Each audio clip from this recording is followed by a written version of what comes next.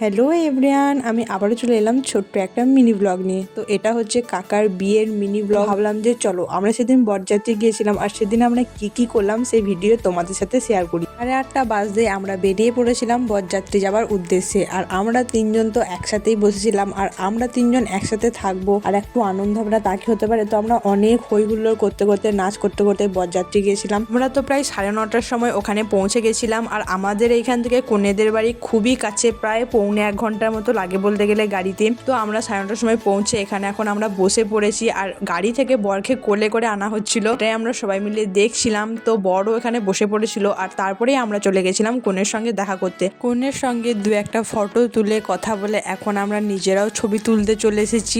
Photo তোলা হয়ে যাওয়ার পর আমরা বসেছিলাম আর তখনই আমাদেরকে টিফিনও দিয়ে দিয়েছিল। ওখানে কিন্তু স্টলও করেছিল আর স্টলে ফুচকার কফিও খেয়েছিলাম। তো সেদিন যেহেতু শিবরাত্রি আগের দিন ছিল, তাই আমি কিন্তু সম্পূর্ণ ভেজ বলতে আমি চিকেন, মাটন, তারপর মাছ এইগুলো বাদ দিয়ে মোটামুটি নিরামিষ খাওয়ারই যতটা পেরেছিলাম চেষ্টা করেছিলাম। আর ওখানে কিন্তু সমস্ত আইটেম কিন্তু খুব ভালো করেছিল। তো খাবার দাবার খেয়ে আমরা একটু ডান্স করে চলে এসেছিলাম রাতে বাড়ি, আর তারপর আর ভিডিও করা হয়। তারপরের দিন সকালবেলায় আমরা চলে গেছিলাম বউ আনতে, আর এখানে বউ আনার পর সমস্ত রকমের রিচুয়াল সব পালন করা হচ্ছে।